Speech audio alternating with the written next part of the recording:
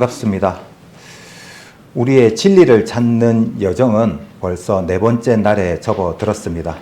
이 자리에 계속 참석해 주시고 또 유튜브로 함께 해주신 여러분 모두를 진심으로 환영합니다. 우리가 함께하고 있는 이 진리를 찾는 여정은 단순히 종교적인 모임이 아니라 하나님께서 우리 각자 인생을 향해서 말씀하고 계시는 은혜의 시간입니다. 어제 3일차 여정에서 우리는 이스라엘 역사를 통해서 하나님께서 죄와 불순종에 대해서 어떻게 다루시는지를 살펴보았습니다. 그것은 단지 먼 고대의 기록이 아니라 오늘 우리 영혼을 향한 경고이자 부르심이었습니다. 하나님은 이스라엘을 온 세상 민족 가운데서 특별히 택하셨습니다. 그 이유는 그들이 강하거나 잘나서가 아니라 하나님의 사랑과 언약의 신실하심 때문이었습니다. 하나님은 평범한 한 사람 아브라함을 불러서 한 민족을 이루게 하셨고 그들에게 율법을 주시고 성전을 세워주시고 하나님의 백성답게 살아가도록 이끄셨습니다. 이스라엘은 하나님께서 살아계심을 가장 많이 체험한 민족이었습니다. 홍해를 가르시던 하나님의 권능, 하늘에서 만나를 내리시던 공급의 손길, 불기둥과 구름기둥으로 인도하시던 신실하심을 그들은 보고 체험했습니다. 그러나 그들은 하나님보다 눈에 보이는 우상, 즉 자기 욕망, 세상의 풍속을 따랐습니다.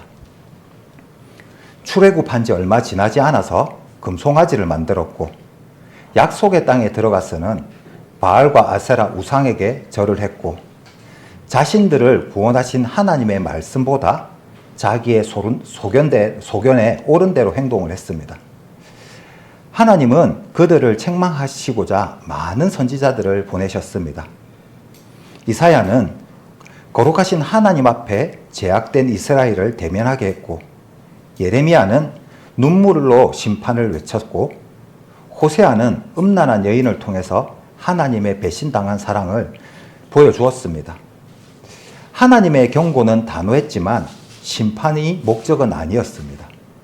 하나님의 마음은 언제나 회개와 회복에 있었습니다. 그러나 이스라엘 백성들은 그 경고를 듣지 않았고 그 말씀을 전하던 선지자들을 박해했고 끝내 하나님의 말씀에 자기들의 행동을 돌이키지 않았습니다. 그 결과 북이스라엘은 아수르에 의해 멸망을 당했고 남유다는 바벨론에 의해 성전이 파괴되고 포로로 끌려갔습니다. 그토록 자랑하던 다윗의 왕국은 산산조각 났고 하나님의 임재가 머물던 성전은 불타 사라졌습니다. 그들은 울면서 예루살렘을 뒤로하고 이방 땅에서 낯선 언어와 문화 속에서 갇혀 살아야 했습니다. 이것이 죄의 결과입니다. 하나님이 없이 사는 삶의 결말은 무너짐과 상실, 포로됨과 절망입니다. 그런데 놀라운 사실은 그 심판 속에서도 하나님은 회복의 약속을 놓지 않으셨다는 점입니다. 예레미야를 통해 하나님은 말씀하셨습니다. 예레미야서 29장을 찾았으니까 11절 말씀을 같이 한번 보겠습니다. 나 여호와가 말하노라 너희를 향한 나의 생각은 내가 아나니 재앙이 아니라 곧 평안이요 너희 장래에 소망을 주려 하는 생각이니라. 실제로 바벨론 포로 70년 이후에 하나님은 고레스 왕을 통해서 포로의 귀한 길을 여시고 성전 재건과 민족 회복의 역사를 시작하셨습니다. 하나님은 죄를 심판하시되 완전히 버리시는 분이 아닙니다. 그분은 징계하시되 반드시 은혜의 문을 열어주시는 아버지이십니다. 이렇게 회복된 이스라엘 가운데 하나님은 더욱더 놀라운 구원의 계획을 준비하고 계셨습니다. 바로 예수 그리스도의 오심입니다. 하나님은 독생자를 보내어 인간의 죄를 짊어지게 하시고 십자가의 대속을 통해서 인류의 구원의 문을 여셨습니다. 하지만 이 놀라운 은혜의 구세주를 이스라엘 백성들은 또다시 거절했습니다. 결국 주후 70년 로마에 의해서 예루살렘은 완전히 파괴되고 성전은 돌 위에 돌 하나도 남지 않게 되었고 그들은 이스라엘 땅에서 쫓겨나 전 세계로 흩어지는 디아스포라를 맞이하게 되었습니다. 그러나 그 후 수천 년이 지난 1948년 이스라엘은 다시 국가로 회복이 되고 이는 에스겔서와 스가랴에서 기록된 회복의 예언이 문자 그대로 성취되는 것이었습니다. 그것은 단순한 민족적 사건이 아니라 하나님이 여전히 그 약속을 기억하고 계신다는 증거였습니다. 어제 우리가 살펴본 이 이스라엘 역사는 단지 하나의 민족사가 아닙니다. 그 역사는 오늘 우리가 살아가는 이 시대에도 여전히 경고로, 교훈으로, 예표로 울려 퍼지고 있습니다. 하나님은 사랑이시지만 죄에 대해서는 반드시 심판하시는 분입니다. 그리고 그 심판 앞에서 회개하는 자에게 반드시 다시 회복의 기회를 주시는 분이십니다. 어제 우리가 하나님의 말씀을 나누었던 시간은 바로 그 하나님을 다시 바라보는 시간이었습니다. 하나님은 지금도 동일하게 우리를 바라보고 말씀하십니다. 내게로 돌아와라. 그리하면 내가 너희를 구원하리라. 그리고 오늘 우리는 그 질문 앞에 다시 서 있습니다. 그렇다면 그렇게 죄로 망가진 인간을 하나님은 어떻게 구원하실까요? 그 하나님의 구원 방식, 그 원리는 무엇일까요? 오늘 우리는 이 질문 속에서 그 해답을 찾아가 보려고 합니다. 하나님께서 베푸신 구원의 원리, 그 시작에서부터 완성까지 놀라운 복음의 흐름을 성경 속 말씀을 따라 함께 찾아가 보겠습니다. 오늘 여러분과 함께 나누고자 하는 주제는 구원의 원리, 다시 말해서 하나님이 세상 사람들을 어떻게 구원하시는가에 관한 것입니다. 세상에는 수많은 종교가 있습니다. 각기 다른 방법으로 구원을 이야기하고 인간이 구원을 받기 위해 무엇을 해야 하는지 제시를 합니다. 어떤 종교는 선을 많이 행하라고 말을 합니다. 어떤 종교는 계율을 철저히 지켜야 된다고 말합니다. 또 어떤 종교는 깨달음이 있어야 구원에 이를 수 있다고 주장을 합니다. 그렇다면 기독교는 무엇이라고 말을 할까요? 기독교는 매우 놀라운 선언을 말합니다. 사람은 아무리 노력해도 스스로 구원받을 수 없다. 그러나 하나님께서 먼저 사람을 사랑하셨고 그 사랑으로 구원의 길을 열어주셨다. 이렇게 기독교는 말하고 있습니다. 이것이 기독교 복음의 핵심이며 구원의 시작입니다. 그러나 여러분들 중에는 구원이라는 단어가 왠지 낯설고 불편하게 들리시는 분들도 있으실 겁니다. 특히 교회를 오랜 시간 다니지 않으셨던 분들이나 또는 신앙을 가진 적이 없으신 분들에게는 구원, 복음, 십자가, 은혜 이런 단어들이 종교적인 문법처럼 느껴지고 일상과는 동떨어진 이야기처럼 들릴 수 있습니다. 심지어 어떤 분은 왜 나한테 구원이 필요한 거저라고 되묻기도 합니다. 나는 지금 당장 눈앞에 해결해야 할 삶의 문제들이 더 시급한데 구원 같은 추상적인 개념이 왜 중요한가라고 생각을 하실 수도 있습니다. 하지만 우리가 분명히 알아야 할 것은 구원은 단지 죽은 후에 천국에 가기 위한 종교적 보험이 아닙니다. 구원은 지금 이 순간 우리가 왜 살아야 하는지, 어떻게 살아야 하는지, 그리고 죽음 이후에 무엇이 기다리고 있는지를 명확하게 밝혀주는 인생의 나침반입니다. 여러분은 각자의 인생에서 가장 중요한 질문이 무엇이라고 생각을 하십니까? 무엇을 먹을까? 무엇을 입을까? 어떻게 하면 성공할 수 있을까? 어떻게 하면 더 행복해질까? 내 직업으로는 어떤 게 좋으며 어떻게 살아가야 할까? 집은 몇 평짜리를, 차는 어떤 차를 사야 할까? 이 모든 질문들은 사실 우리가 살아가는데 중요한 질문들이긴 합니다. 그러나 이 질문들은 모두 지금과 여기에 국한된 삶이라는 것입니다. 그런데 인생에는 단 한 번도 피할 수 없는 질문이 있습니다. 나는 어떤 존재인가? 죽음 이후에 무엇이 나를 기다리고 있는가? 나는 정말 구원받을 수 있는가? 누구도 이 질문을 외면하고 살 수는 없습니다. 이 질문은 결국 영혼의 문제이고 우리 인생 전체를 결정짓는 본질적인 질문이기 때문입니다. 성경은 이렇게 말하고 있습니다. 로마서 말씀을 조금 찾도록 하겠습니다. 신약 성경 로마서 3장 말씀입니다.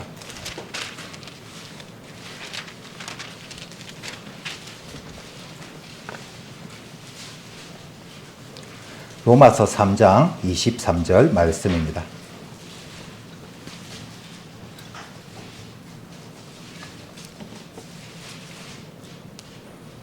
찾으셨으면 이 구절을 다 함께 읽도록 하겠습니다. 모든 사람이 죄를 범하였음에 하나님이 없으시니 아멘. 모든 사람이 죄를 범하였음에 하나님의 영광에 이르지 못하다니.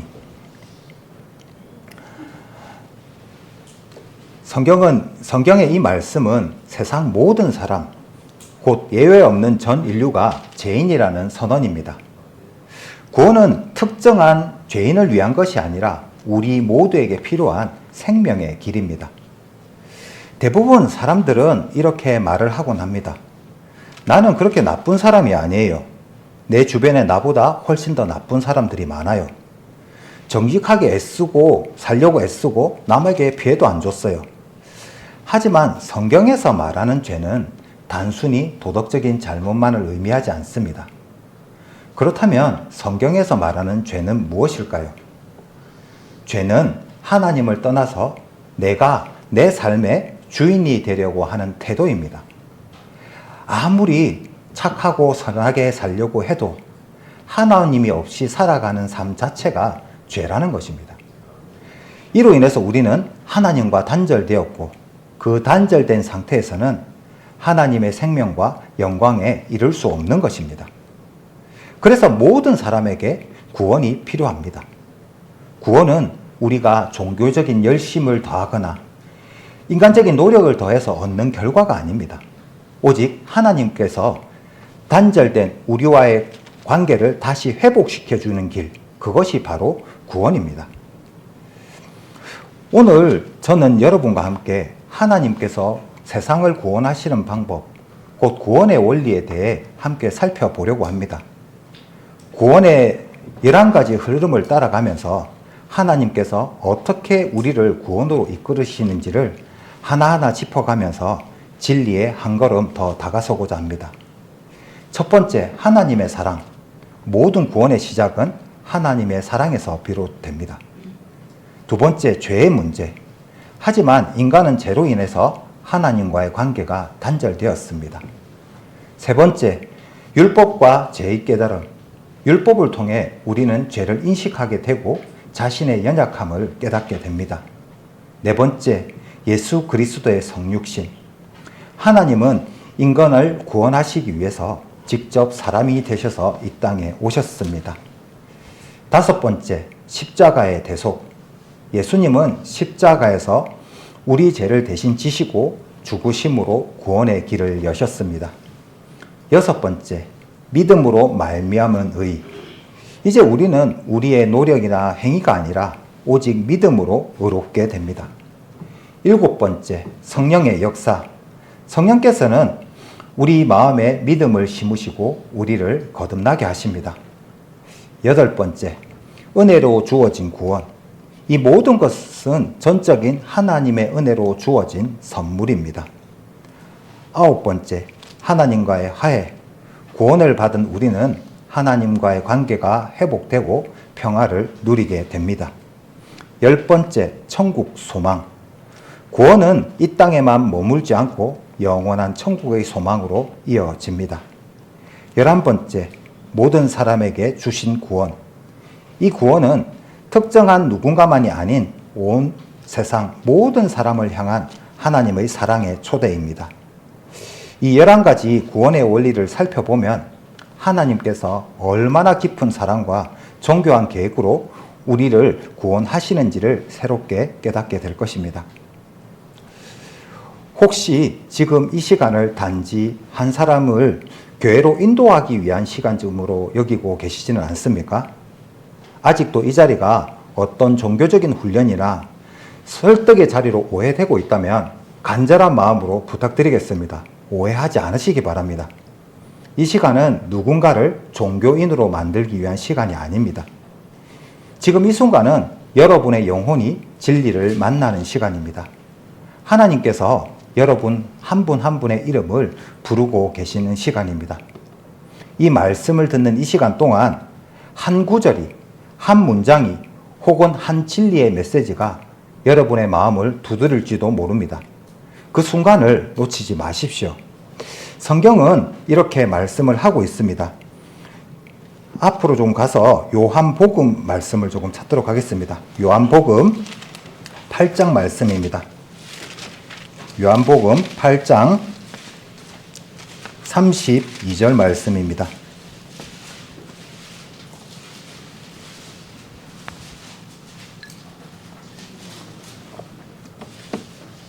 요한복음 8장 32절을 찾으셨으면 이 말씀도 다 함께 읽도록 하겠습니다.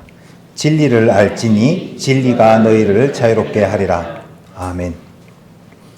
하나님은 지금 이 순간에도 여러분 한 분 한 분 마음에 다가가기를 원하십니다.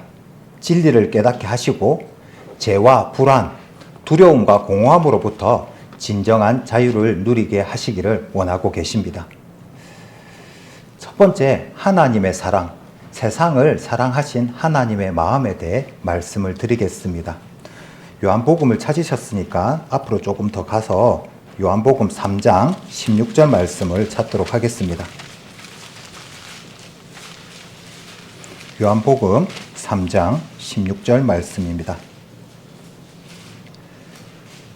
하나님이 세상을 이처럼 사랑하사 독생자를 주셨으니 이는 저를 믿는 자마다 멸망치 않고 영생을 얻게 하려 하심이니라. 아멘. 이 말씀은 기독교 복음의 심장과도 같은 구절입니다.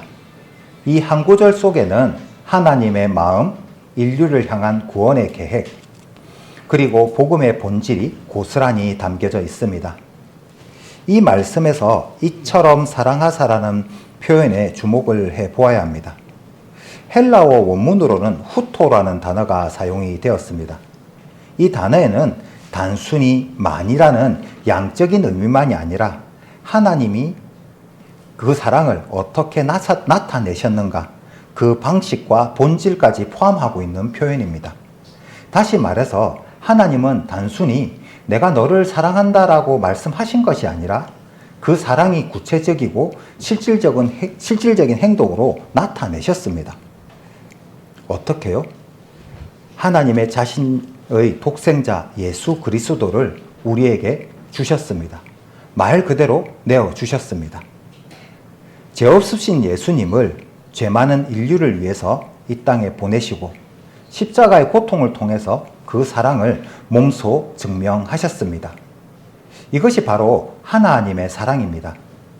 그 사랑은 말이 아니라 희생과 행동, 머리가 아니라 가슴으로 받아들여야 할 진리입니다. 우리가 아직 죄인 되었을 때 하나님은 이미 우리를 사랑하시기로 결정을 하셨습니다. 우리를 향한 그 사랑은 조건도 없고 변함도 없고 십자가를 통해서 가장 완전한 모습으로 나타났습니다. 세상의 사랑은 대부분 조건적입니다. 인간의 사랑은 조건과 감정에 따라 움직입니다. 상대가 나에게 어떤 존재인지, 나에게 어떤 이익을 주고 있는지, 내 감정을 만족시키는지에 따라 사랑했다가도 그 기대가 깨지면 금세 등을 돌리기도 합니다. 그래서 인간의 사랑은 쉽게 변하고 오래 지속되지 않고 때때로 사랑이라는 이름으로 오히려 상처를 주기도 합니다. 하지만 하나님의 사랑은 다릅니다. 하나님은 우리가 죄인 되었을 때도 우리를 사랑하셨습니다. 우리가 하나님을 거역하고 외면할 때도 포기하지 않으셨습니다. 하나님의 사랑은 무조건적이며 변함없는 사랑입니다. 이 사랑은 우리의 행위나 자격이 아니라 하나님의 본성과 은혜로부터 나오는 사랑입니다. 그래서 성경은 이렇게 기록을 하고 있습니다. 다시 뒤로 가서 로마서 5장 말씀을 찾도록 하겠습니다.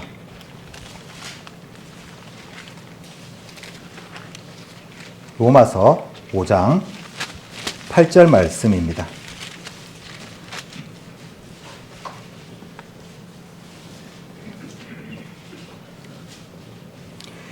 우리가 아직 죄인 되었을 때 그리스도께서 우리를 위하여 죽으심으로 하나님께서 우리에 대한 자기의 사랑을 확증하셨느니라. 아멘. 우리가 하나님을 사랑하기도 전에, 우리가 변하기도 전에, 우리가 죄를 회개하기도 전에 하나님은 이미 우리를 사랑하셨습니다. 그분의 사랑은 인간의 반응에 따라 움직이지 않고 그분의 본성에서 비롯된 완전한 사랑입니다. 이 무조건적인 사랑이 바로 구원의 시작입니다.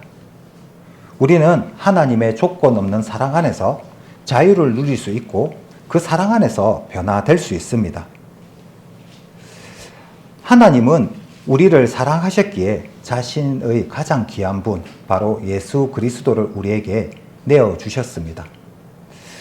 우리는 살아가다 보면 부모가 자녀를 사랑하여 자신을 희생하는 일을 종종 볼 수 있습니다. 어떤 부모는 자녀를 위해서 생명까지 내어줄 준비가 되어 있습니다. 그러나 한 자녀를 위해서 다른 자녀를 내어주는 일은 상상할 수 없는 일입니다. 그런데 하나님은 그렇게 하셨습니다. 죄 없으신 아들 예수 그리스도를 죄 많은 우리를 살리시기 위해 십자가에 내어주셨습니다. 하나님의 사랑은 이처럼 상상할 수 없는 희생의 형태로 나타났습니다. 이것을 한마디로 표현을 하면 복음입니다. 사랑은 단지 말로 표현되는 것이 아니라 행동으로, 희생으로 증명이 됩니다. 하나님의 사랑은 입술의 사랑이 아니라 생명을 내어주신 사랑입니다. 그래서 성경 요한 1서 4장 9절에는 이렇게 기록을 하고 있습니다. 하나님의 사랑이 우리에게 이렇게 나타낸 바 되었으니 하나님이 자기의 독생자를 세상에 보내심은 저로 말미암아 우리를 살리려 하심이니라. 하나님께서 우리에게 무엇을 요구하기 전에 먼저 주셨고 먼저 사랑하셨고 먼저 희생하셨습니다. 하나님이 우리를 사랑하시는 이유는 단순히 우리를 좋아하시기 때문이 아닙니다. 그분의 사랑은 잃어버린 자식을 되찾고자 하는 아버지의 사랑입니다. 그 사랑은 감정의 호의가 아니라 잃어버린 관계를 회복시키려는 간절한 마음입니다. 누가복음 15장에서 예수님은 당자의 비유를 들려주십니다. 한 아들이 아버지의 유산을 미리 받아 먼저 챙겨서 먼 나라로 떠나 자신의 욕망대로 방탕하게 살아갑니다. 결국 그는 모든 것을 잃고 절망 속에서 집을 떠올리며 돌아오기로 결심을 합니다. 그런데 누가복음 15장에서 놀라운 장면이 이어집니다. 아버지는 집 앞에서 그 아들을 기다리고 있었고 멀리서 아들이 오는 모습을 보자 달려가 아들을 끌어안습니다. 그 아들은 잘못했다고 종으로라도 받아달라고 말을 했지만 아버지는 단 한마디의 꾸짖음도 없이 아들을 품 안에 안고 새 옷을 입히고 반지를 끼우고 잔치를 엽니다. 이것이 바로 하나님의 사랑입니다. 버리지 않는 사랑, 기다리시는 사랑, 품어주시는 사랑, 그리고 무엇보다 회복시키시는 사랑. 하나님은 여러분이 어디에 있든지 어떤 삶을 살아왔든지 다시 돌아오기를 기다리고 계십니다. 왜냐하면 여러분은 하나님의 사랑받는 자녀이기 때문입니다. 하나님은 여러분이 회개하고 돌아오기만 한다면 기꺼이 안아주시고 다시 자녀로서의 자리를 회복시켜 주십니다. 두 번째, 죄의 문제, 인간의 죄성과 그 결과에 대해 말씀을 드리겠습니다. 하나님의 사랑은 너무나 크고 위대합니다. 하지만 그 사랑 앞에 놓인 커다란 장벽이 하나 있습니다. 그것이 바로 죄입니다.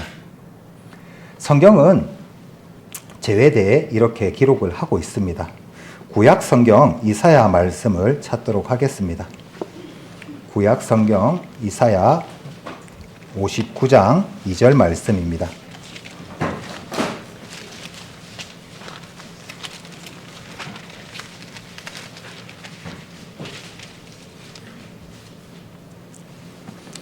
이사야 59장 2절 말씀입니다.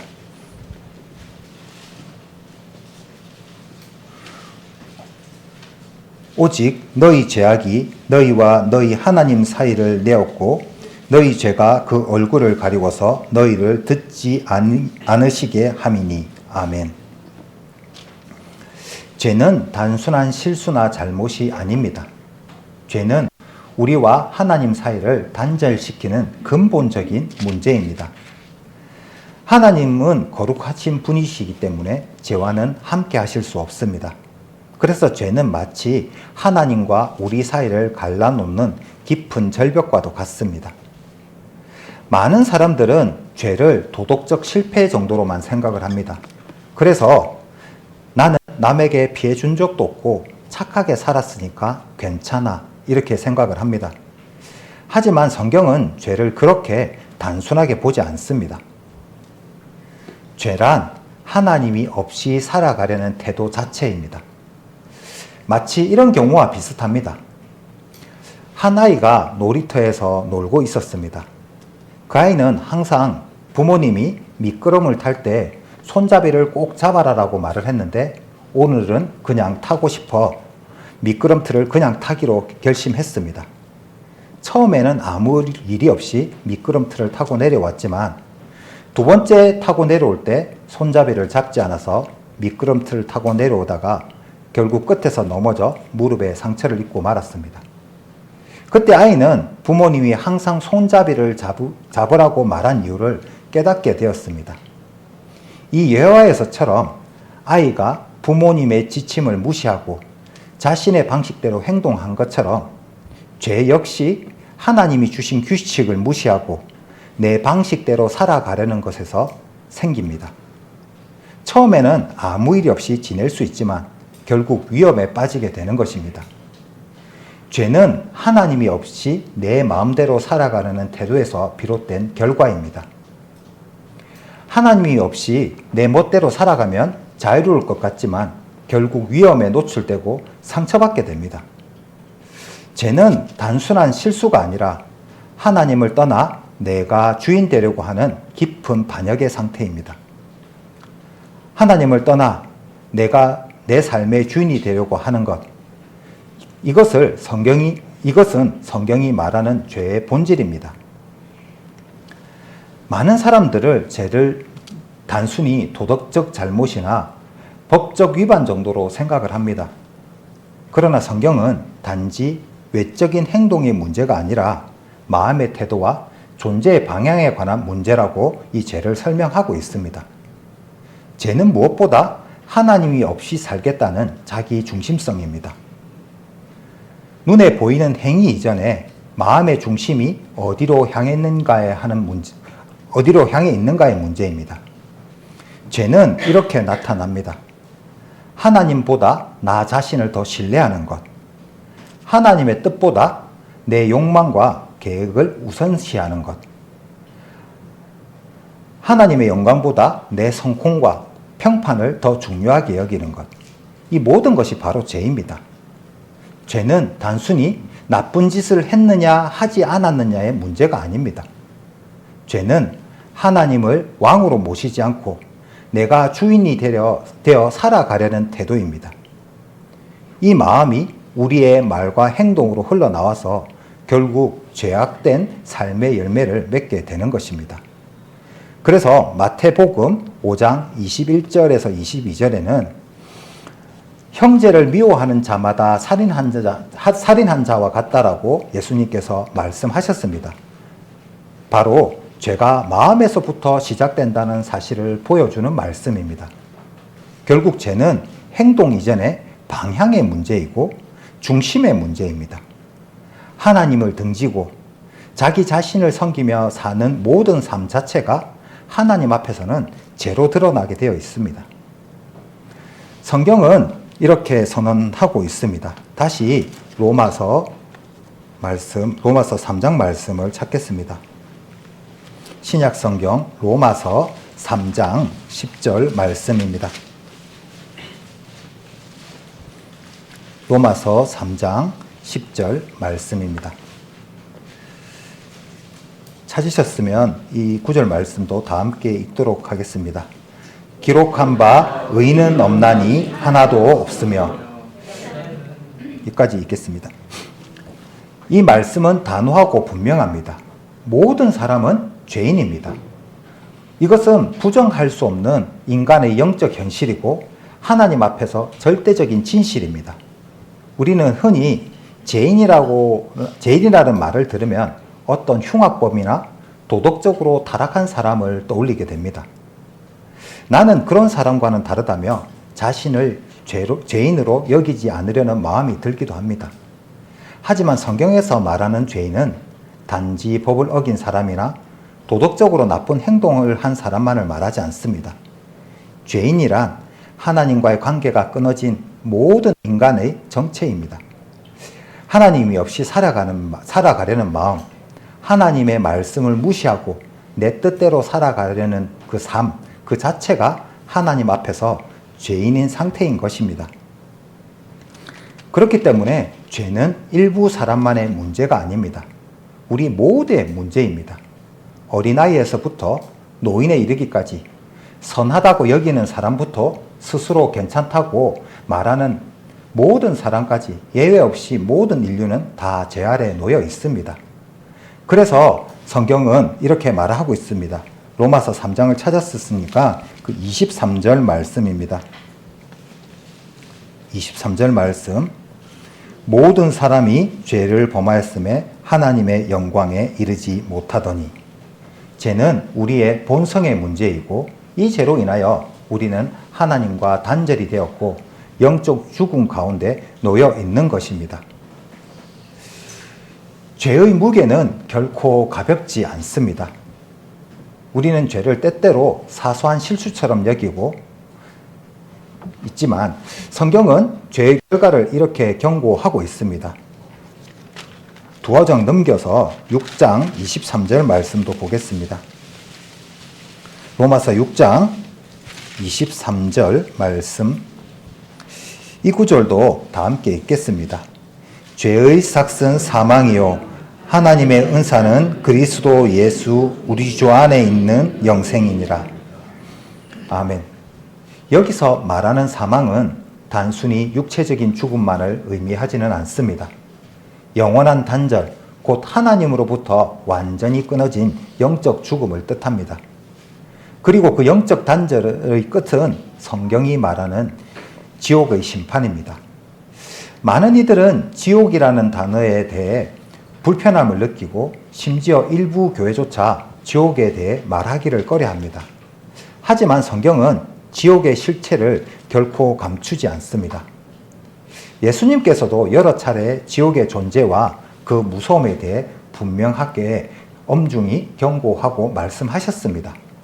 마가복음 9장 48절에는 거기는 구더기도 죽지 않고 불도 꺼지지 아니하느니라고 기록을 하고 있는데 이는 지옥이 영원히 고통받는 곳임을 말하고 있습니다. 지옥은 결코 상징이 아닙니다. 그것은 실제로 존재하는 하나님의 공의가 집행되는 장소입니다. 하나님은 분명 사랑의 하나님이십니다. 그러나 동시에 공의로우신 하나님이시기도 합니다. 그분은 거룩하시며 죄를 보실 때 그냥 덮고 넘어가실 수 없습니다. 사랑이라는 이유로 죄를 무시한다면 그것은 거룩을 포기한 사랑, 불의에 동조한 사랑이 될 것입니다. 하나님의 사랑은 죄를 외면한 방식으로 나타나지 않습니다. 오히려 그 죄를 직면하고 심판하시되 그 심판을 우리 대신 감당하신 사랑으로 나타났습니다. 그래서 복음이 절실한 것입니다. 죄의 삭은 사망이지만 그 사망은 예수 그리스도께서 십자가에서 우리를 대신하여 감당하셨기에 우리는 생명의 길을 소망하고 살아갈 수 있게 되는 것입니다. 혹시 이런 생각을 해 보신 적이 있으신가요? 왜 우리의 삶에는 끊임없이 불안이 존재할까? 왜 사람과 사람 사이의 관계는 그렇게 자주 깨지고 상처가 반복될까?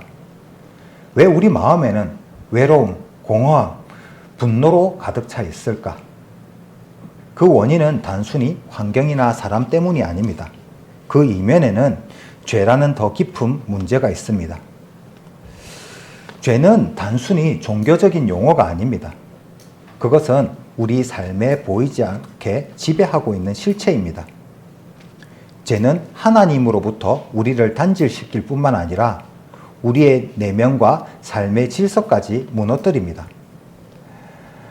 죄는 우리의 생각을 뒤틀고 감정을 왜곡시키고 관계를 파괴하고 존재 자체를 불안정하게 만듭니다. 그래서 아무리 잘 살아보려고 해도 마음 깊은 곳에는 늘 불안, 공허, 죄책감, 두려움이 자리하고 있습니다. 죄는 보이지 않지만 실제로 존재하는 병입니다. 겉으로는 멀쩡해 보여도 속에서는 우리를 서서히 병들게 하고 결국에는 영혼을 죽음으로 이끄는 독소와도 같습니다. 이 고통의 원인을 제대로 보지 않으면 우리는 잘못된 해결책만을 붙잡은 채 끝없는 방황을 반복하게 됩니다. 그렇기 때문에 우리는 삶의 고통을 본질적으로 해결하기 위해서 죄를 실제로 직면하고 하나님 앞에서 그것을 인정하는 용기가 필요합니다. 여러분, 우리가 병에 걸렸다면 어떻게 해야 할까요? 치료해야 합니다. 그 병을 방치하면 시간이 지날수록 우리 몸을 갉아먹고 결국 생명을 위협하게 됩니다. 죄도 마찬가지입니다. 죄는 단순한 실수가 아니라 우리 영혼을 서서히 망가뜨리는 영적인 병입니다. 그 죄를 해결하지 않는다면 결국 우리는 영원한 사망, 곧 하나님과의 영원한 단절이라는 심판을 피할 수 없습니다. 죄는 그냥 무시할 수 있는 문제가 아닙니다. 반드시 용서받아야 하고 해결해야 하는 문제입니다. 하지만 여러분, 이 절망적인 상황 속에서 하나님은 우리를 그냥 내버려 두지 않으셨습니다. 하나님께서는 이 무서운 죄의 문제를 해결하시기 위해서 우리의 힘으로는 도저히 건널 수 없는 그 절벽을 메우시기 위해서 한 분을 보내셨습니다. 그분이 바로 예수 그리스도이십니다. 예수님은 우리의 죄를 대신해서 십자가에서 죽으심으로 죄의 값을 완전히 치르셨습니다. 그리고 부활하심으로써 죄와 사망을 이기고 우리에게 새로운 생명의 길을 열어주셨습니다. 우리가 아까 살펴보았던 로마서 6장 23절에 죄의 삭은 사망이요 하나님의 은사는 그리스도 예수 우리 주 안에 있는 영생이니라라고 기록을 하고 있었습니다. 지금 이 순간 하나님은 우리에게 말씀하십니다. 그 죄를 내가 해결해 주겠다. 그러니 내 아들을 믿으라고 말입니다. 지금 30분 조금 시간이 넘게 흘렀는데요. 스트레칭 한번 해보도록 하겠습니다.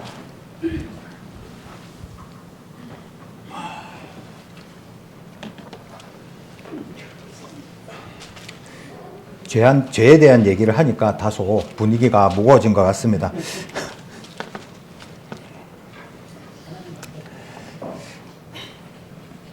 세 번째, 율법과 죄의 깨달음, 하나님의 기준에 대해 말씀을 드리겠습니다. 인간은 타락 이후에 죄를 짓고도 그것이 죄인 줄 모르고 그냥 살아가는 존재가 되었습니다. 양심은 둔해졌고 도덕의 기준도 흐려졌고 하나님의 뜻을 떠난 채 스스로 옳다 여기는 길을 걸어가고 있습니다. 그래서 하나님께서는 우리로 하여금 스스로 죄인임을 깨닫고 회개에 이르도록 하나님의 기준, 곧 율법을 주셨습니다. 성경은 이렇게 말씀을 하고 있는데요. 로마서를 찾았으니까 다시 앞으로 한 두어 장 넘겨서 로마서 3장 20절 말씀을 찾겠습니다. 로마서 3장 20절 말씀입니다. 이 구절도 다 함께 읽도록 하겠습니다. 그러므로 율법의 행위로 그 앞에 의롭다 하심을 얻을 육체가 없나니 율법으로는 죄를 깨달음이니라. 아멘. 율법은 우리를 구원하기 위한 수단은 아닙니다. 율법은 우리에게 이렇게 말합니다. 너는 죄인이다. 너는 이 기준에 도달할 수 없다. 너에겐 구원자가 필요하다. 하나님께서 우리에게 율법이라는 선명한 거울을 주심으로써 우리의 내면의 부패함과 삶의 제된 행실을 낱낱이 드러내고자 하셨습니다. 율법 앞에 서는 순간 우리는 더 이상 스스로 변명할 수 없고 우리 안에 선한 것이 없다는 사실을 인정할 수밖에 없습니다. 우리는 하루에도 여러 번 거울을 봅니다. 왜일까요? 내 얼굴에 뭐가 묻지는 않았는지, 머리가 흐트러지지 않았는지 확인하기 위해서입니다.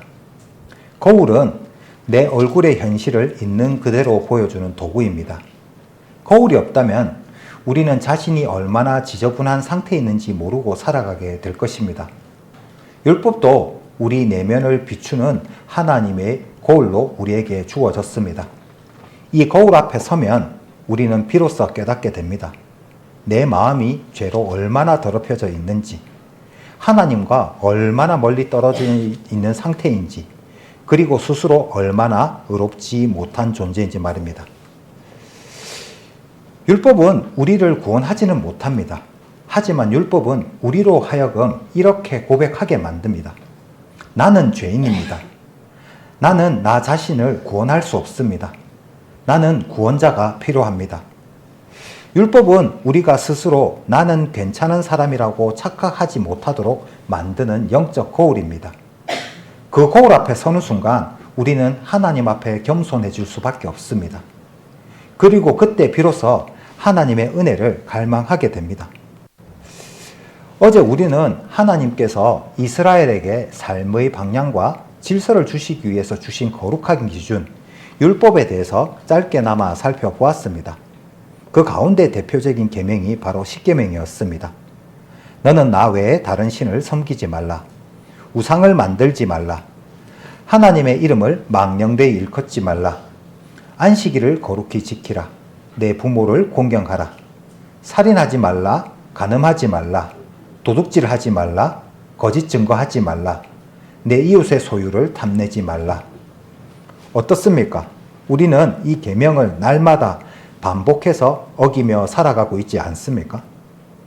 하나님보다 나 자신을 더 사랑하고 주님의 나를 무시하고 부모의 권위를 가볍게 여기고 미움으로 형제를 죽이고 음욕으로 간음을 품고 거짓과 험담을 일삼고 탐욕으로 끊임없이 만족하지 못한 채 살아가고 있지는 않습니까?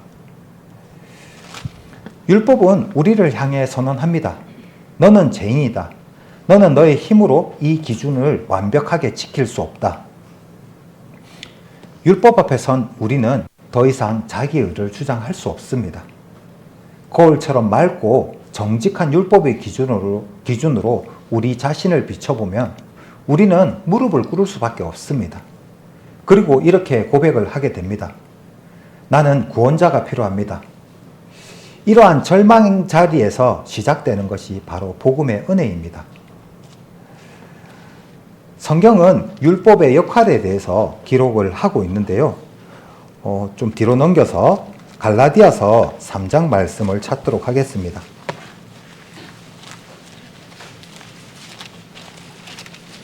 갈라디아서 3장 24절 말씀입니다.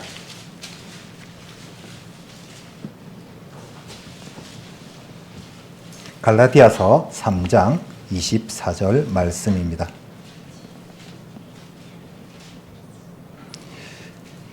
이같이 율법이 우리를 그리스도에게로 인도하는 몽학 선생이 되어 우리로 하여금 믿음으로 말미암아 의롭다함을 얻게 하려 함이니라. 아멘. 율법은 하나하나 세세하게 가르쳐주는 초등학교의 교사와도 같습니다. 우리를 올바른 방향으로 안내하고 죄의 본질과 인간의 한계를 분명하게 보여줍니다. 그러나 율법은 우리를 구원할 수는 없습니다. 왜냐하면 율법은 죄를 드러낼 수는 있지만 죄를 없앨 수는 없기 때문입니다. 이 절망 속에서 하나님은 더 깊고 놀라운 계획을 준비하셨습니다. 바로 하나님이 인간이 되어 이 땅에 오신 사건, 곧 성육신입니다. 하나님께서 율법을 완성하시기 위해서, 그리고 죄인을 대신해 그 형벌을 감당하시기 위해서 예수 그리스도를 이 땅에 보내셨습니다. 네 번째, 예수 그리스도의 성육신, 하나님이 사람이 되신 이유에 대해 말씀드리도록 하겠습니다. 기독교가 다른 종교와 본질적인 다른 결정적인 이유가 있습니다.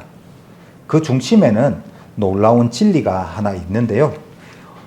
성경 앞으로 가서 요한복음 1장 말씀을 찾도록 하겠습니다. 요한복음 1장 14절 말씀입니다.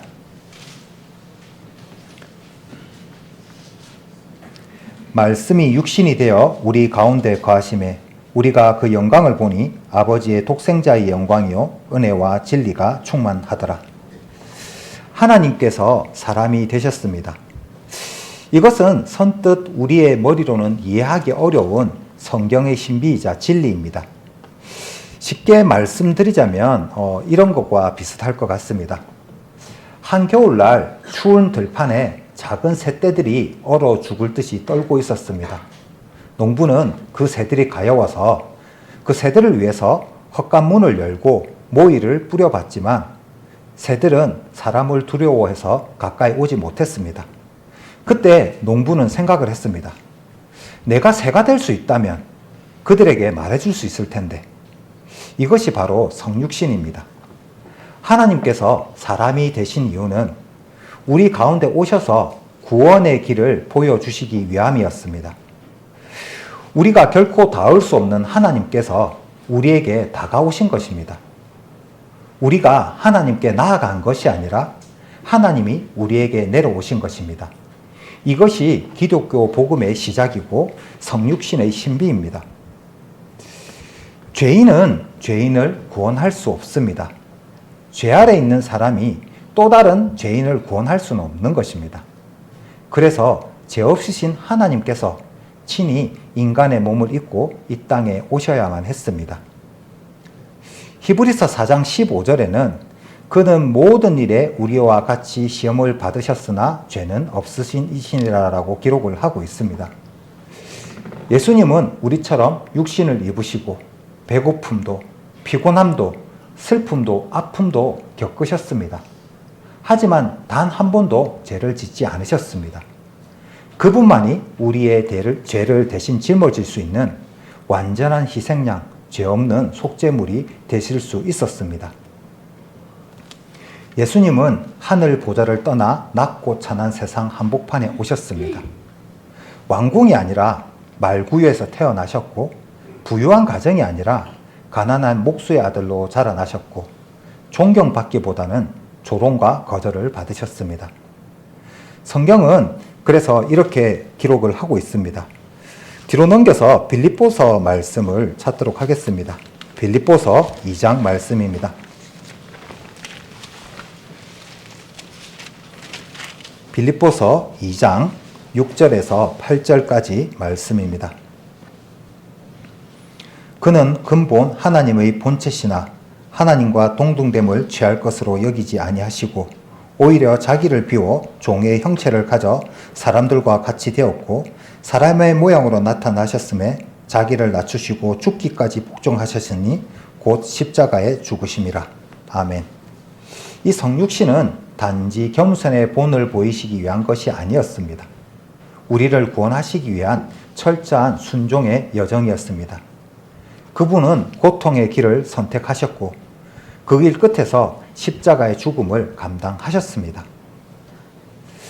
다음으로 다섯 번째, 십자가의 대속, 죄인을 위한 완전한 희생에 대해 말씀드리겠습니다.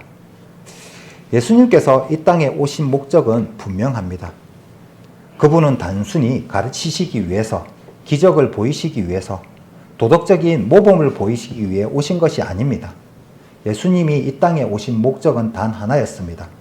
바로 십자가에서 죽으시기 위해서였습니다. 성경은 분명하게 말하고 있습니다. 마가복음 10장 42절에는 인자에 온 것은 섬김을 받으려 함이 아니라 도리어 섬기려 하고 자기 목숨을 많은 사람의 대속물로 주려 함이니라라고 기록을 하고 있습니다. 예수님의 죽음은 결코 우연한 사건이 아닙니다. 십자가는 단순한 고통의 형벌도 아닙니다. 그것은 하나님의 구속의 계획이었습니다. 로마 시대의 십자가형은 가장 잔인하고도 수치스러운 사형 방식입니다. 공개 처형의 수치, 피로 물든 고통의 몸부림, 침뱉음과 조롱, 모욕의 말 등 매맞고 찢기고 뼈 마디가 관절이 어긋나는 신체적 고통을 상징하고 있습니다. 그러나 예수님의 십자가는 단 한 사람의 처형이 아니었습니다. 그 자리는 온 인류의 죄를 대신하신 대속의 자리였습니다. 그분은 죄는 없으신 분이셨지만 죄인인 우리를 대신하여 그 십자가를 지셨습니다. 그분의 죽음은 형벌이 아니라 대속이었습니다. 우리가 받아야 할 심판을 예수님께서 몸소 감당하신 것입니다. 대속이라는 것은 누군가 죄나 벌을 받아야 하는데 다른 이가 대신 감당해 주는 것을 의미합니다. 성경은 분명히 말하고 있습니다. 로마서 6장 23절에 죄의 삭은 사망이요. 우리는 죄로 인하여 죽어야 마땅한 존재입니다. 하지만 하나님은 우리를 너무나 사랑하셨습니다. 그래서 그 무서운 심판을 우리가 아닌 다른 누군가가 대신 감당하게 하셨습니다. 그것이 바로 대속입니다. 이 대속의 개념은 단순히 신약에 갑자기 나타난 것은 아닙니다. 그 뿌리는 바로 구약시대의 제사제도에 있습니다. 하나님께서 죄인이 심판받도록 내버려 두지 않으시고 죄를 잠시 덮어줄 수 있는 방법을 주셨습니다. 그것이 바로 희생제사입니다. 구약성경 레위기를 좀 찾도록 하겠습니다. 레위기 17장 11절 말씀입니다.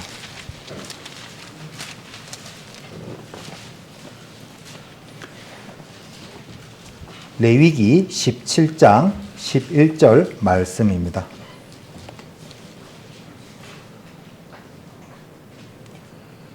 찾으셨으면 이 구절도 다 함께 읽도록 하겠습니다.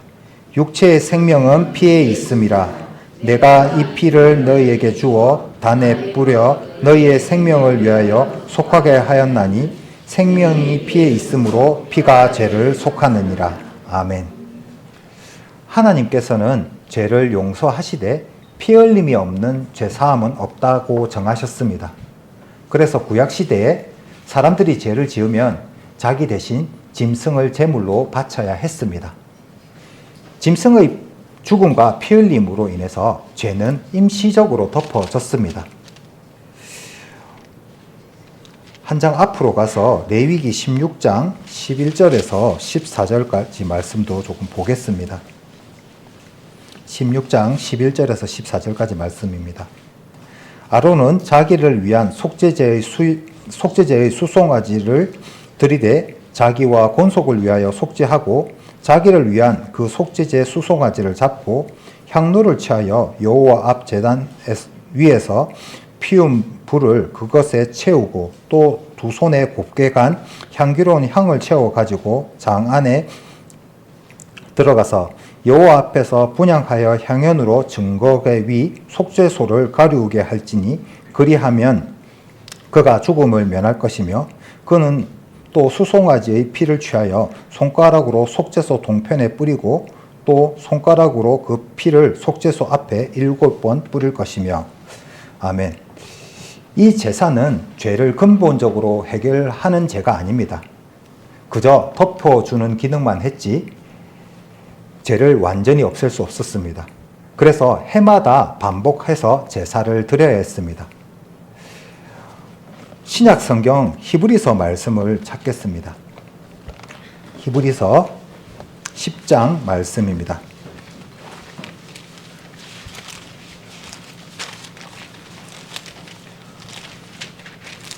히브리서 10장 1절 말씀입니다.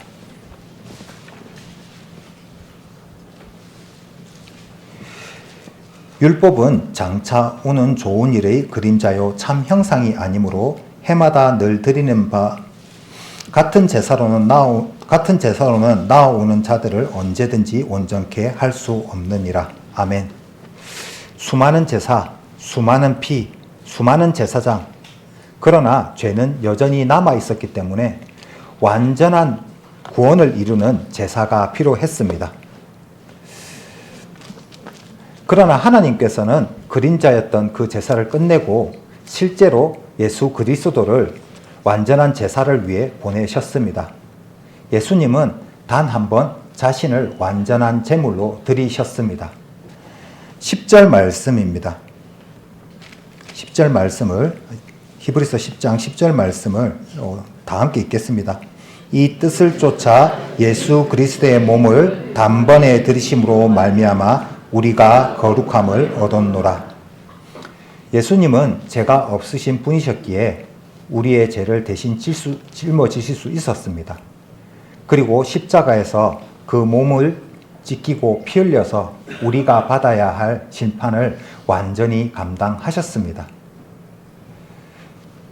예수님은 우리가 지은 죄를 대신 하셨고 우리가 받아야 할 형벌을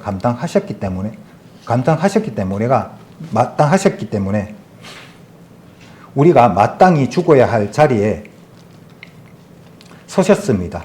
그분이 죽으심으로 우리가 살게 되었고 그분이 죄를 대신함으로 우리는 의롭다함을 받게 되었습니다. 십자가는 단순한 고난의 상징이 아닙니다. 십자가는 하나님의 공의와 사랑이 동시에 나타난 자리입니다.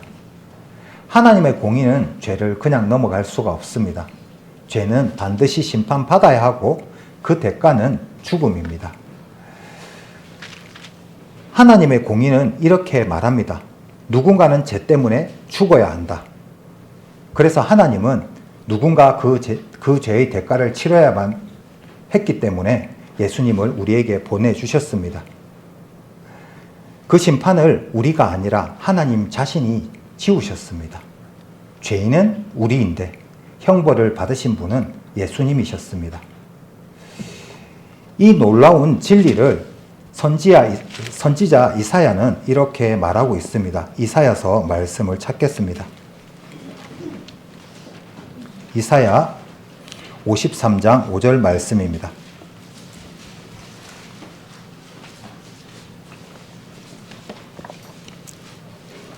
이사야 53장 5절 말씀입니다.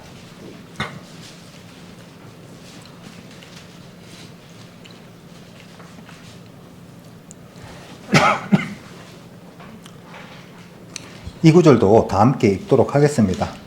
그가 찔림은 우리의 허물을 인하며 그가 상함은 우리의 죄악을 인함이라.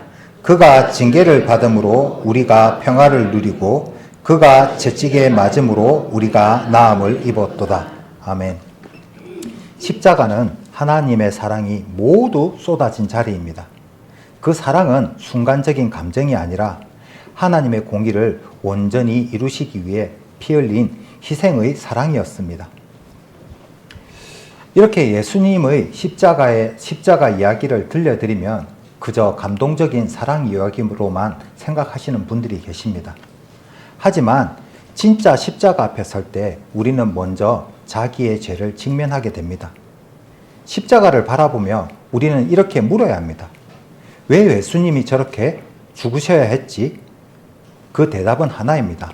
바로 나의 죄 때문입니다. 십자가는 단지 예수님의 고난이 아니라 나의 죄가 낳은 결과입니다.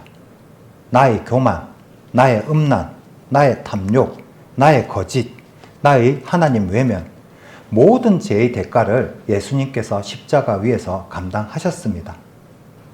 우리는 십자가를 볼 때마다 하나님의 사랑을 잊지 말아야 합니다. 예수님의 손과 발에 못을 박은 것은 로마 병정들이 박은 것이 아니라 바로 내 죄가 박은 것입니다. 그리고 그 피는 단순한 상처가 아니라 나를 살리기 위한 생명의 대가였습니다. 여섯 번째, 믿음으로 말미암는 의, 행위가 아닌 믿음으로 얻는 구원에 대해 말씀드리겠습니다. 우리는 지금까지 죄의 심각함, 하나님의 공의와 사랑, 그리고 예수 그리스도의 대속에 대해 살펴보았습니다. 이제 자연스럽게 이런 질문이 생길 것입니다. 그렇다면 내가 죄에서 자유하게 되려면 무엇을 해야 할까요? 이 구원이 내 것이 되게 하려면 나는 무엇을 해야 합니까? 이에 대해 성경은 아주 분명하게 대답을 해주고 있습니다. 다시 로마서 돌아가 보겠습니다. 로마서 3장 말씀입니다. 로마서 3장 28절 말씀입니다.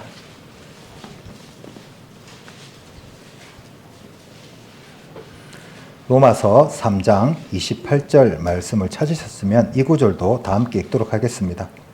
그러므로 사람이 의롭다 하심을 얻는 것은 율법의 행위에 있지 않고 믿음으로 되는 줄을 우리가 인정하노라. 아멘. 하나님은 우리의 선행이나 종교적인 노력으로 구원을 주시는 분이 아닙니다. 우리가 하나님의 자녀가 되어 죄에서 자유를 얻는 길은 단 하나, 믿음입니다. 예수 그리스도를 나의 구주로 믿는 순간 하나님의 의가 우리에게 덧입혀져서 구원은 우리의 것이 됩니다. 의롭다 하심은 법정 선언입니다. 의롭다는 의미는 죄를 짓지 않는다는 것이 아니라 죄를 지었음에도 불구하고 판사가 무죄라고 선포하는 것을 의미합니다. 우리는 하나님 앞에 명백한 죄인입니다. 우리의 말, 생각, 행동, 동기 속에는 온갖 죄의 흔적들이 가득합니다. 그러나 하나님은 우리가 죄인임에도 불구하고 예수 그리스도를 믿는 믿음 때문에 우리를 의롭다고 선언하십니다. 이것은 죄가 없다는 뜻이 아니라 예수님의 의로 옷 입혀진 결과입니다. 이것을 신학적인 용어로는 이신칭의라고 합니다. 믿음으로 의롭다 하심을 받은 은혜입니다. 많은 사람들이 믿음을 이야기합니다. 하지만 그 의미를 정확하게 아는 사람들은 생각보다 많지 않습니다. 믿음은 단순한 동의가 아닙니다. 하나님이 있다는 지적 동의나 교회에 다닌다는 종교적 행위로 구원을 말할 수는 없습니다. 성경이 말하는 믿음은 머리로만 동의하거나 감정적으로 느끼는 것에 머무르지 않습니다. 믿음은 전인격적인 신뢰입니다. 단순히 머리로 아는 것이 아니라 삶 전체를 맡기는 것입니다. 한 아이가 아버지와 함께 높은 데에 올라섰다고 생각을 해보겠습니다. 아버지가 아래에서 팔을 벌리고 아들에게 말을 합니다. 뛰어! 아빠가 받아줄게. 아이는 처음에 망설였지만 결국 아버지를 믿고 뛰어내렸고 아버지는 아이를 품에 단단히 안았습니다. 이것이 바로 믿음입니다. 예수님께 내 인생을 맡기고 그분의 손에 뛰어드는 용기입니다. 단지 하나님이 계시다는 지식이 아니라 예수님이 내 삶의 주인이라고 고백하는 것으로 이어지는 것, 그것이 구원에 이르게 하는 믿음입니다. 성경이 말하는 믿음은 다음과 같습니다. 예수님이 십자가에서 나를 위한 것임을 받아들이고 예수님의 부활이 나에게 생명을 주었음을 고백하며 예수님을 내 삶의 주인으로 모시는 것, 이것이 바로 참된 믿음입니다. 그래서 성경은 이렇게 기록을 하고 있습니다. 앞으로 가서 요한복음 1장 12절 말씀을 보겠습니다. 요한복음 1장 12절 말씀입니다. 찾으셨으면 이 구절도 다 함께 읽도록 하겠습니다. 영접하는 자, 곧 그 이름을 믿는 자들에게는 하나님의 자녀가 되는 권세를 주셨으니. 아멘. 믿는 자는 단지 종교인이 되는 것이 아닙니다. 믿는다는 것은 하나님을 인격적으로 만난다는 것입니다. 인격적으로 하나님과의 관계가 회복된 사람만이 하나님의 자녀로 새롭게 태어나는 것입니다. 세상에는 이렇게 생각하는 사람들이 참 많습니다.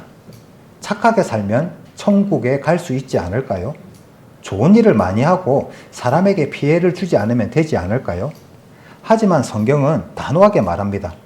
이사야서 64장 6절에 대저 우리는 다 부정한 자 같아서 우리의 의는 다 더러운 옷 같으며 우리는 다 쇠폐함이 잎사귀 같으므로 우리의 제약이 바람같이 우리를 몰아가나이다. 이렇게 기록을 하고 있습니다. 사람이 아무리 착한 행동을 해도 죄의 뿌리를 가진 인간은 스스로 정결할 수 없습니다. 죄인은 자기의 힘으로 결코 의롭게 될 수 없습니다. 이 진리를 분명히 보여주는 구절이 바로 에베소 2장 8절 9절 말씀인데요. 에베소 2장 8절 9절 말씀도 한번 찾아보겠습니다. 에베소서 2장 8절 9절 말씀입니다.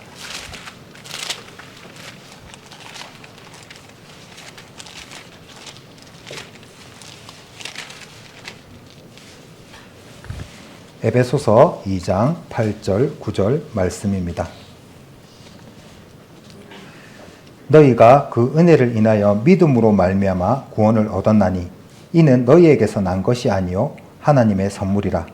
행위에서 난 것이 아니니 이는 누구든지 자랑치 못하게 함이니라. 아멘. 우리가 받은 것은 우리의 노력 때문이 아니라 하나님의 은혜 때문이고 오직 믿음을 통해서입니다. 하나님은 우리의 연약함을 아시기에 착한 일이라는 조건을 걸지 않으셨습니다. 대신에 예수 그리스도를 믿는 것으로 구원을 받게 하셨습니다. 믿음은 단순히 나 교회 다녀요라고 말하는 것이 아닙니다. 믿음은 예수님을 전심으로 받아들이는 삶의 방향 전환입니다. 그 믿음으로 우리는 죄에서 벗어나고 하나님의 자녀가 되며 영원한 생명을 선물로 받게 됩니다. 7번째, 성령의 역사, 믿는 자 안에서 일하시는 하나님에 대해 말씀드리겠습니다. 많은 사람들이 흔히 믿음은 내가 결정하는 것이라고 생각을 합니다. 물론 우리의 의지와 선택이 동반되지만 사실 그 믿음은 우리 안에서 시작된 것이 아닙니다. 성경은 분명하게 말하고 있습니다. 고린도전서 12장 말씀을 찾겠습니다. 앞으로 조금 넘겨서 고린도전서 12장 3절 말씀입니다.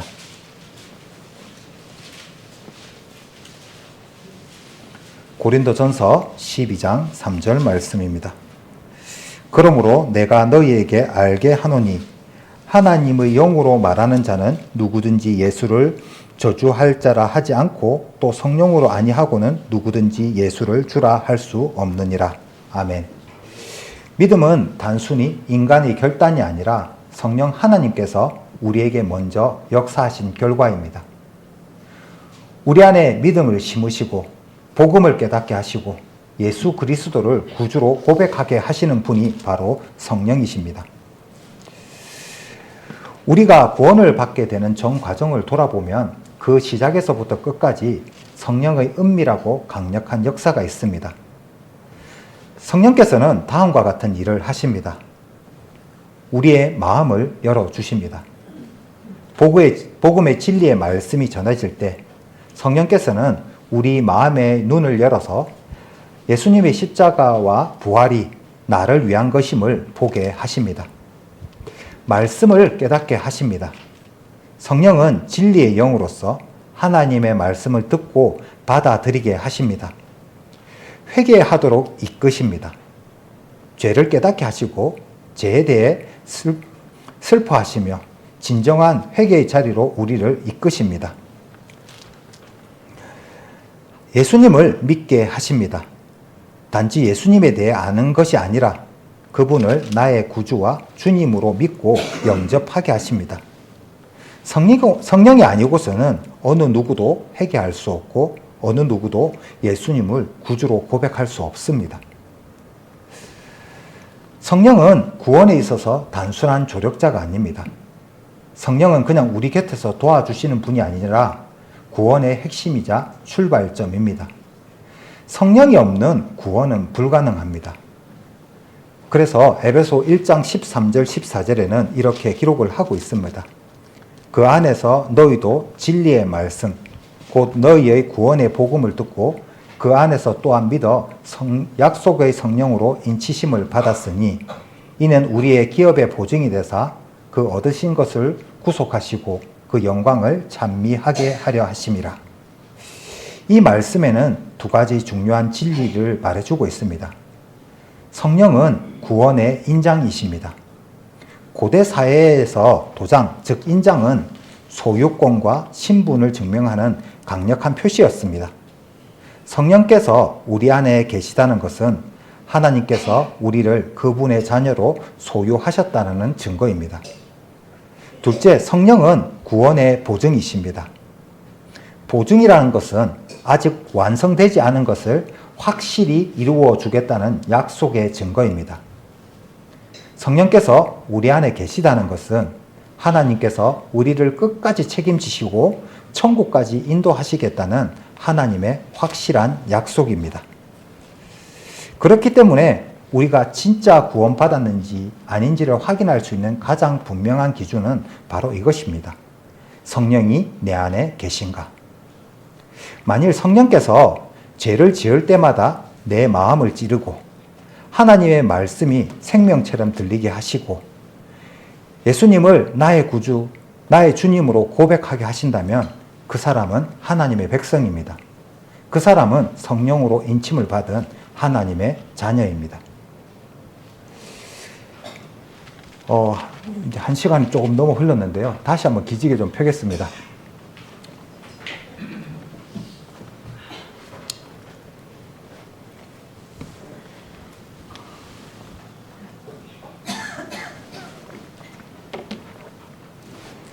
여덟 번째, 은혜로 주어진 구원. 값없이 주신 하나님의 선물에 대해 말씀드리겠습니다. 우리가 구원에 대해 얘기할 때 가장 먼저 떠올려야 할 단어는 은혜입니다. 구원은 우리의 노력이나 자격으로 얻는 것이 아니라 하나님의 전적인 은혜로 받은 선물입니다. 성경은 이렇게 말하고 있습니다. 에베소서 2장 말씀을 다시 찾도록 하겠습니다. 뒤로 좀 넘겨서 에베소서 2장 8절 말씀.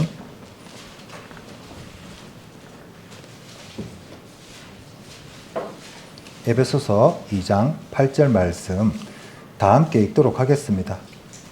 너희가 그 은혜로 인하여 믿음으로 말미암아 구원을 얻었나니 이것이 너희에게서 난 것이 아니요 하나님의 선물이라. 아멘. 구원은 우리가 이룬 업적의 결과가 아닙니다. 우리가 도달할 수준도 쌓아 올린 공로도 아닙니다. 하나님께서 아무 조건 없이 베푸신 호의, 값없이 주신 사랑의 선물입니다. 은혜란 무엇일까요? 은혜란 받을 자격이 없는 사람에게 베풀어지는 하나님의 전적인 호의입니다. 사실 우리는 구원받을 자격이 없습니다. 왜냐하면 우리는 죄인이고 하나님을 거역했고 자기 뜻대로 살아갔고 하나님을 멀리하고 무시했고 살아온 자들이기 때문입니다. 그런데도 하나님은 우리를 포기하지 않으셨습니다. 오히려 구원의 길을 열어주셨습니다. 그 길은 우리의 의가 아니라 하나님의 사랑과 은혜였습니다. 많은 사람들은 착각을 합니다. 내가 조금 더 착하게 살면 구원에 가까워지겠지? 좋은 일을 많이 하면 하나님도 인정해 주시겠지? 그러나 성경은 분명히 말하고 있습니다. 행위에서 난 것이 아니니 이는 누구든지 자랑하지 못하게 함이라고 분명히 기록하고 있습니다. 우리가 아무리 노력해도 죄 있는 인간은 스스로 구원할 수 없습니다. 우리가 받은 구원은 전적으로 하나님의 선물입니다. 그 누구도 이 구원을 두고 나는 받을 만한 사람이다라고 말을 할 수 없습니다. 많은 사람들은 은혜라고 하면 공짜를 말합니다. 맞습니다. 우리에게는 공짜입니다. 우리는 아무런 자격도 조건도 없이 이 구원을 받았습니다. 그러나 그 은혜가 값싼 것은 아닙니다. 은혜는 결코 가벼운 것이 아닙니다. 은혜는 누군가의 엄청난 대가 지불 위에 우리에게 주어진 것입니다. 그 대가를 치르신 분은 바로 하나님 아버지와 그 아들 예수 그리스도이십니다. 성경 고린도후서 8장 9절에는 이렇게 기록을 하고 있습니다. 우리 주 예수 그리스도의 은혜를 너희가 알거니와 부요하신 자로서 너희를 위하여 가난하게 되심은 그의 가난하심으로 말미암아 너희를 부요하게 하려 하심이라. 우리에게 주어진 은혜는 과연 어떤 대가 위에서 세워진 것일까요? 하나님께서 독생자 예수 그리스도를 내어준 사랑, 죄 없으신 예수님께서 십자가의 고통과 수치를 감당하신 희생, 하늘의 영광을 버리시고 피 흘리기까지 낮아진 겸손. 우리는 단 한 푼도 지불하지 않았습니다. 하지만 하나님은 가장 비싼 값을 치르셨습니다. 그래서 은혜는 값 없되 결코 값싼 것은 아닙니다. 독일의 신학자 디트리 본 헤퍼는 이렇게 말을 합니다. 값싼 은혜는 죄를 덮지만 회개를 요구하지 않는다. 값비싼 은혜는 생명을 요구하고 그리스도를 따르게 만든다. 은혜를 가볍게 여기는 사람은 은혜를 모르는 사람입니다. 은혜를 제대로 아는 사람은 그 은혜 앞에 무릎을 꿇고 겸손하고 감격하며 순종하며 믿음으로 살아가는 삶을 살아가게 됩니다.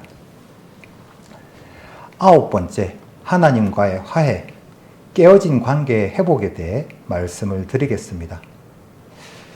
복음이란 단순히 용서를 받았다는 말로 끝나지 않습니다. 복음은 단절되었던 하나님과의 관계가 회복되는 것, 즉 화해의 이야기입니다. 성경은 이렇게 말을 하고 있습니다. 이사야서 59장 2절에 보면 오직 너희 죄악이 너희와 너희 하나님 사이를 내었고 너희 죄가 그 얼굴을 가리워서 너희를 듣지 않으시게 함이니. 죄는 하나님과 인간 사이에 깊은 단절의 골짜기를 만들었습니다. 하나님은 거룩하시고 우리는 죄인이시기에 함께 있을 수 없는 상태가 된 것입니다. 이 단절이야말로 인간이 겪는 모든 고통과 불안, 공허의 뿌리입니다. 그리고 이 단절을 해결하신 분이 바로 예수 그리스도이십니다. 고린도후서 5장 말씀을 찾도록 하겠습니다. 앞으로 조금 가서 고린도후서 5장 18절 말씀입니다.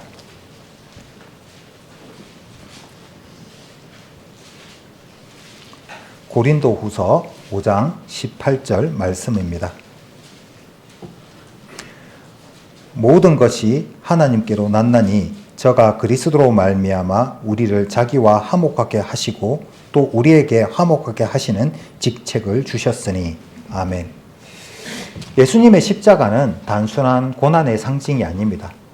그 십자가는 하나님의 공의를 만족시키고 우리의 죄값을 완전히 지불하신 구속의 사건입니다. 그 결과 예수님은 하나님과 우리 사이의 다리가 되셨습니다. 우리는 이제 하나님을 더 이상 두려움의 대상으로 보지 않고 사랑의 아버지, 친밀하신 주님으로 부를 수 있게 되었습니다.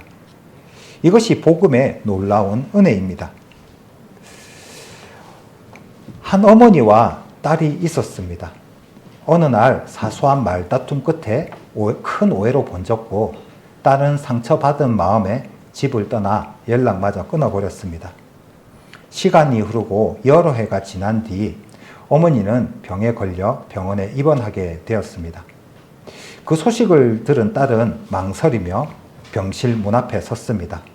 그리고 조심스레 문을 열고 들어갔습니다. 그 순간 어머니는 한마디 말도 없이 딸을 껴안고 눈물을 흘렸습니다. 그저 품었습니다. 용서했습니다. 그리고 한없이 기다렸습니다. 이것이 바로 화해입니다. 조건 없는 용서, 다시 품어주는 사랑. 하나님은 우리가 어떤 모습으로 돌아오든지 두 팔 벌려 맞이하시는 분이십니다. 그리고 우리를 다시 자녀의 자리로 회복시켜 주십니다. 하나님과의 관계가 회복된 사람, 그는 단순히 천국행 티켓을 받은 사람이 아닙니다. 그는 지금 이 땅 위에서부터 하나님과 함께 살아가는 사람입니다. 화해한 자의 삶은 반드시 변화가 일어납니다. 그는 하나님의 자녀로서의 정체성을 갖게 됩니다. 그는 하나님과 매일 교제하며 동행하는 삶을 시작합니다. 그는 자신의 뜻이 아니라 하나님의 뜻을 따라 살고자 하는 방향 전환을 경험합니다. 이것이 진짜 구원받은 사람의 모습입니다. 구원은 단지 미래에 천국에 들어가기 위한 약속이 아닙니다.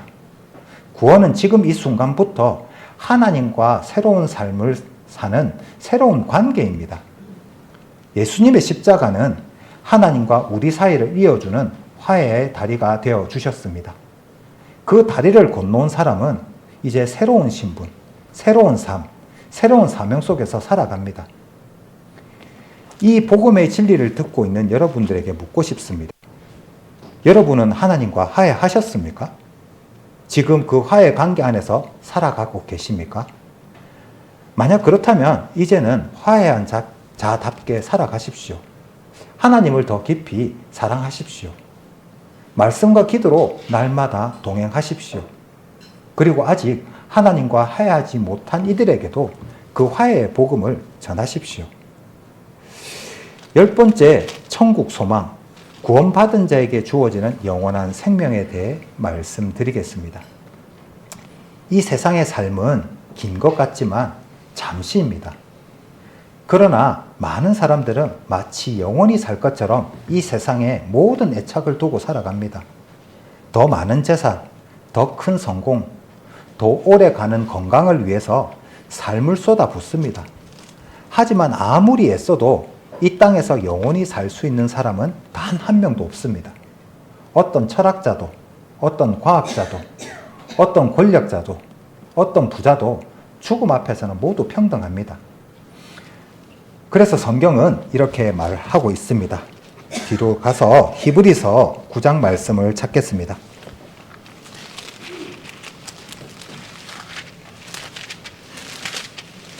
히브리서 9장 27절 말씀입니다. 히브리서 9장 27절 말씀입니다. 찾으셨으면 이 구절도 함께 읽도록 하겠습니다. 한 번 죽는 것은 사람에게 정하신 것이요 그 후에는 심판이 있으리니. 아멘. 모든 사람은 죽음을 피할 수 없고 그 후에는 반드시 하나님 앞에 서는 날이 옵니다. 이것이 성경이 말하는 분명한 현실입니다. 하지만 복음은 그 현실 속에서 우리에게 놀라운 소망을 전합니다. 예수 그리스도를 믿는 자는 죽음 이후의 삶을 소망할 수 있다. 우리가 죽는 것으로 모든 것이 끝나는 것이 아닙니다. 예수님 안에서 우리는 영원한 삶을 약속받았습니다. 그리고 그 생명은 이미 믿는 자 안에서 시작이 되었고 장차 완전한 천국에서 영원히 누리게 될 생명입니다. 예수님은 제자들에게 이렇게 말씀하셨습니다. 요한복음 14장 2절에서 3절에 보면 내 아버지 집에 거할 것이 많도다. 그렇지 않으면 너희에게 일렀으리라. 내가 너희를 위하여 초소를 예비하러 가노니 가서 너희를 위하여 초소를 예비하면 내가 다시 와서 너희를 내게로 영접하여 나 있는 곳에 너희도 있게 하리라. 예수님은 지금도 우리를 위해 천국을 준비하고 계십니다. 그리고 반드시 다시 오셔서 우리를 그 영광스러운 나라로 영접하실 것입니다. 이 세상이 전부가 아닙니다. 우리에겐 죽음을 넘어서는 영원한 본향이 있습니다. 그곳은 예수님과 함께하는 곳, 눈물도 없고 고통도 없고 이별도 없는 완전한 평화와 생명의 나라, 바로 천국입니다. 이 천국은 실제로 존재합니다. 천국은 단지 위로의 말이나 추상적인 상징이 아닙니다. 천국은 실제로 존재하는 하나님께서 친히 다스리시는 나라입니다. 천국은 상상 속의 이상향이 아닙니다. 고통도 없고 눈물도 없고 죽음도 없는 영원한 생명이 가득한 진짜 나라입니다. 성경은 천국에 대해 이렇게 기록을 하고 있습니다. 성경 맨 끝에 요한계시록을 찾도록 하겠습니다. 요한계시록 21장 말씀입니다. 요한계시록 21장 4절 말씀입니다. 요한계시록 21장 4절 말씀입니다.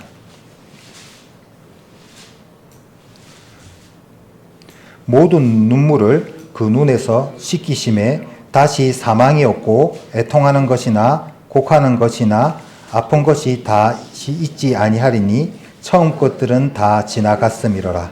아멘. 이것이 바로 하나님께서 예비하신 천국의 모습입니다. 이 땅에서 우리는 아무리 행복해도 눈물이 있고 이별이 있고 병들고 죽음이 있습니다.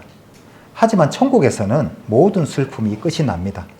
죄도 없고 악도 없고 사망도 없고 오직 하나님의 임재와 사랑이 충만한 완전한 나라입니다.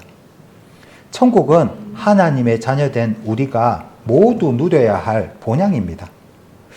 우리는 그 나라를 믿음으로 바라보며 때로는 눈물을 흘리면서도 그 소망으로 오늘 하루를 살아가는 순례자들입니다. 많은 사람들이 천국을 단지 죽음 이후에 가는 곳이라고 생각을 합니다. 하지만 성경은 그렇게 말하지 않습니다. 예수님은 이렇게 말씀하셨습니다. 누가복음 17장 21절에 또 여기 있다 저기 있다고도 못하리니 하나님의 나라는 너희 안에 있느니라. 천국은 단지 미래에 갈 장소가 아닙니다. 예수 그리스도를 믿는 순간 우리는 하나님의 나라에 속한 백성이 됩니다. 그리고 바로 그 순간부터 천국은 우리 영혼에서부터 시작이 됩니다. 하나님 나라의 기쁨, 하늘 나라의 그 시민권을 가진 자의 정체성이 영원한 생명의 소망이 우리 안에서 자리 잡기 시작하는 것입니다. 그래서 천국의 소망을 가진 사람은 오늘을 다르게 살아갑니다. 이 소망은 오늘의 고난을 견디게 합니다. 이 소망은 세상의 유혹을 이기게 합니다. 이 소망은 눈에 보이는 것을 넘어서 영원한 것을 바라보게 합니다. 우리가 예수님 안에 거하는 한 천국은 먼 훗날의 일이 아니라 지금 이 순간 우리 안에 시작된 현실입니다. 그리고 이 복음의 소망이 우리에게 주는 기쁨은 이 세상 그 어떤 행복과도 비교할 수 없습니다. 말로 다 표현할 수 없는 은혜와 감격, 그것이 바로 예수님 안에서 누리는 천국의 삶입니다. 마지막으로 모든 사람에게 주시는 구원, 전 인류를 향한 하나님의 계획에 대해 말씀드리겠습니다. 복음은 국경을 초월하는 소식입니다. 하나님의 구원은 결코 한 나라, 한 민족, 한 문화에만 국한된 것이 아닙니다. 구원은 전 인류를 향한 하나님의 사랑의 계획입니다. 요한계시록은 마지막 날 하나님의 보좌 앞에 모인 영광스러운 무리의 모습을 이렇게 보여주고 있습니다. 요한계시록을 찾았으니까 7장을 찾도록 하겠습니다. 요한계시록 7장 9절 말씀입니다. 요한계시록 7장 9절 말씀입니다. 이 일 후에 내가 보니 각 나라와 족속과 백성과 방언에서 아무라도 능히 셀 수 없는 큰 무리가 흰 옷을 입고 손에 종려 가지를 들고 보좌 앞과 어린 양 앞에 서서. 아멘. 하나님의 나라 보좌 앞에는 한국인만 있는 것이 아닙니다. 유대인만 있는 것도 아닙니다. 선진국 사람들만 있는 것도 아닙니다. 거기에는 모든 나라, 모든 민족, 모든 언어, 모든 피부색의 사람들이 예수 그리스도의 보혈로 구원을 받아서 함께 하나님을 찬양하는 날이 반드시 옵니다. 복음은 유대인의 것이 아니라 모든 사람의 것입니다. 구원은 제한된 자격이 아니라 믿는 자 누구에게나 열려있는 하나님의 은혜입니다. 복음은 특정한 사람만을 위한 초대장이 아니라 모든 사람을 향한 하나님의 손편지입니다. 하나님이 이 세상을 이처럼 사랑하사 독생자를 주셨으니, 여기서 말하는 세상은 단지 이스라엘 땅, 유대 민족, 특정한 종교적 배경을 가진 사람만을 뜻하지 않습니다. 세상은 온 인류 전체를 가리킵니다. 국적, 인종, 계층, 언어, 교육 수준을 막론하고 예수님은 모든 사람을 위해 죽으셨습니다. 한국인, 일본인, 미국인, 인도인, 영국인, 아랍인과 같은 종교적 예외나 차별도 없습니다. 부자나 가난한 자, 배운 자나 배우지 못한 자 같은 조건도 없습니다. 예수님의 십자가는 단 한 사람도 배제하지 않습니다. 그분은 모든 사람의 죄를 대신해 죽으셨고, 하나님은 모두가 구원받기를 원하십니다. 그래서 성경에 이렇게 기록을 하고 있습니다. 디모데 전서를 찾도록 하겠습니다. 디모데 전서 2장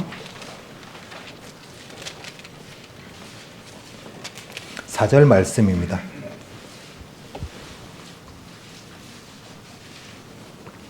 디모데 전서 2장 4절 말씀입니다.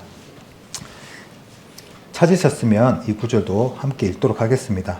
하나님은 모든 사람이 구원을 받으며 진리를 아는 데 이르기를 원하시느니라. 아멘. 이것이 복음입니다. 하나님은 지금도 모든 사람을 초청하고 계십니다. 그리고 그 초청은 오늘 이 자리에도 유효합니다. 여러분 한 분 한 분도 모든 사람에 포함이 되어 있습니다. 하나님은 여러분 한 분 한 분을 사랑하십니다.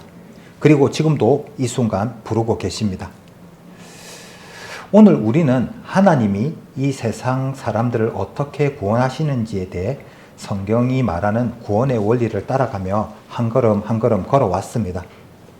하나님의 사랑, 인간의 죄, 예수님의 희생, 믿음을 통한 의, 성령의 역사, 천국의 소망, 모든 민족을 향한 하나님의 구원 계획, 이 모든 진리는 한 가지 방향을 가리키고 있습니다. 여러분이 구원받기를 원하시는 하나님의 마음입니다. 이제 여러분은 스스로에게 진지하게 물어야 할 시간입니다. 지금 여러분은 하나님의 사랑을 받아들이고 계십니까? 여러분은 자기의 죄를 인정하고 회개하셨습니까? 예수님께서 여러분을 위해 십자가에 달려 죽으신 사실을 믿으십니까? 그분의 부활이 여러분 안에 새 생명이 되셨습니까? 단순히 교회를 다닌다고 해서 구원을 받는 것이 아닙니다. 구원은 인격적인 결단과 믿음의 고백을 통해 주어지는 것입니다. 로마서 10장 말씀을 찾도록 하겠습니다. 로마서